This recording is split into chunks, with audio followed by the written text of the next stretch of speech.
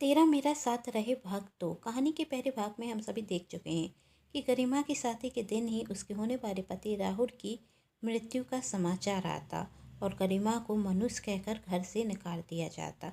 यदि आप कहानी का पूरा भाग देखना चाहते हैं तो लिंक मैंने दे रखी है, आप जाकर देख सकते हैं। अब देखते हैं आगे क्या होता है। बेटा, तेरे साथ जो भी हुआ बहुत गलत हुआ, पर इसका मतलब ये तो नहीं तू अपनी जान देते। छाया देवी गरिमा से कहती, जिन्होंने अभी अभी गरिमा की जान बचाई थी। गरिमा को पल्लवी का घर छोड़े हुए 2 महीने हो गए थे, पर उसे अभी तक कहीं रहने का ठिकाना नहीं मिला और एक जवान लड़की पर दरिंदों की नज़र तो होती ही है। गरिमा अपनी ज़िंदगी से हार चुकी थी, इसलिए आज वह अपनी ज़िंदगी ख़त्म करने जा रही थी। एक ट्रेन के नीचे आकर अपनी जान देने जा रही थी कि तभी छाया देवी वहाँ आती और गरिमा की जान बचा लेती। बेटा, यह मनुष्य जन्म बहुत मुश्किल से मिलता है, तो इसे यूं ही मत खो। छाया देवी गरिमा को समझा रही थी। तो क्या करूं मैं आंटी, कहाँ जाऊं मैं? इस दुनिया में कोई मेरा अपना नहीं है। मेरी माँ जिसने मुझे जन्म दिया, लेकिन मुझे अपनी ममता दिए बिना ही इस दुनिया से चली गई। पापा ने दूसरी शादी कर ली कि मुझे माँ का प्यार मिले, पर वो भी नहीं हुआ। मेरी छोटी माँ मुझे देखना तक पसंद नहीं करती और मेरे पापा जब मैं 10 वर्ष की थी तो एक एक्सीडेंट में वह भी मुझे छोड़कर चले गए। फिर जब मैं बड़ी हुई तो मेरी ज़िंदगी में राहुल आया, जिससे मैं बहुत प्यार करती थी। पर जिस दिन हमारी शादी थी उस दिन भगवान ने उसे भी मुझसे छीन लिया। सारी दुनिया मुझे मनुष्य कहती थी, पर दादी थी जो मुझसे बहुत प्यार करती थी, पर उन्होंने भी मनुष्य कहकर घर से निकाल दिया। मेरी सहेली ने मेरा साथ देना चाहा, पर उसकी माँ नहीं चाहती थी कि मैं उसके साथ रहूं, तो मैं सब कुछ छोड़कर एक नई जिंदगी की शुरुआत करने चल पड़ी। पर इन 2 महीनों में मैं हार चुकी हूँ और मरना चाहती हूँ। प्लीज़ आंटी, मुझे मर जाने दीजिए प्लीज़, रोते हुए गरिमा कहती जा रही थी।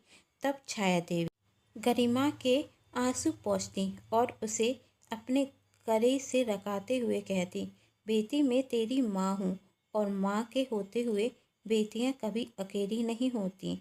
अब तू मेरे साथ मेरे घर चलेगी ना, अपनी माँ के साथ? माँ, गरिमा भावुक होते हुए कहती, हाँ माँ, आज से तू मेरी बेटी और मैं तेरी माँ। चल मेरे साथ मेरे घर चल। मेरा परिवार बहुत बड़ा है, तुझे वहाँ बहुत प्यार मिलेगा और आज के बाद तुझे कोई भी मनुष्य नहीं कहेगा। यही वादा है तेरी माँ का तुझसे। चल अब रोना बंद कर। छाया देवी गरिमा को अपने साथ अपने घर ले जाती। छोटी, मुनिया, आशीष, पार्वती, बच्चों देखो किसे लेकर आई हूँ मैं अपने साथ। छाया देवी अपने घर में आवाज़ लगाते हुए कहती, कौन आया है काकी? आते हुए बहुत से बच्चे कहते, मेरी बेटी खुशी। खुशी नाम सुन गरिमा छाया देवी की तरफ देखने लगती और कुछ कहती उसके पहले ही छाया देवी गरिमा का हाथ पकड़ उसे शांत करा देती। अब बच्चों, तुम सब जाओ अपनी पढ़ाई करो और पार्वती, तुम खुशी के लिए एक कमरा तैयार कर दो। पार्वती वहाँ से चली जाती। तब गरिमा कहती, माँ, ये सब क्या है और इतने बच्चे आपके हैं क्या? और आपने मेरा नाम खुशी क्यों बताया?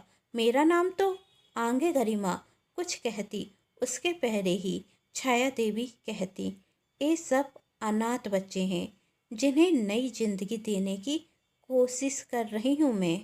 पार्वती को देखा, 2 दिन की मिली थी मुझे पूरे दान में, मैंने इसे गोद लिया और आज पार्वती पढ़ लिख कर एक डॉक्टर बनने वाली है। ऐसे ही कई बेसहारे बच्चों को पार कर उन्हें एक नई जीवन देने की कोशिश कर रही हूँ मैं। वैसे एक वक्त था जब मेरे अपनों ने मेरा साथ छोड़ दिया था। और मैं भी अपनी ज़िंदगी ख़त्म करने के लिए तैयार हो गई थी। पर पार्वती के रोने की आवाज़ मेरे कानों में आई। उस वक्त मैंने सोच लिया था, मैं जीऊँगी उन सब के लिए जिनका कोई नहीं, उन्हें एक नई ज़िंदगी देने के लिए। और देखो, आज मेरे पास कितना बड़ा परिवार है। जब ये बच्चे मुझे काकी कहकर पुकारते हैं ना, तो बहुत सुकून मिलता है। और तेरा नाम खुशी मैंने इसलिए बताया कि तेरी ज़िंदगी में अभी तक जो दुख थे वह जा चुके हैं। आज से तुझे सिर्फ खुशियाँ मिलेंगी। नई ज़िंदगी शुरुआत तुझे एक नए नाम के साथ करनी चाहिए।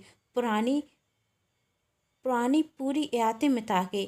ठीक है माँ, आज से आपकी बेटी खुशी अपनी नई ज़िंदगी की शुरुआत करेगी, अपने नए परिवार के साथ, अपने नए नाम के साथ। आज से इनकी काकी के साथ इनकी दीदी भी इनकी बिल्कुल माँ की तरह केयर करेगी। करीमा अपने अतीत को भुलाकर अपनी नई ज़िंदगी की शुरुआत करने जा रही थी। पर क्या गरिमा के लिए यह आसान था? क्या नाम बदल जाने से गरिमा की किस्मत बदल जाएगी? और जब गरिमा का अतीत लौट कर आएगा उसके सामने, तो कैसे करेगी गरिमा उसका सामना?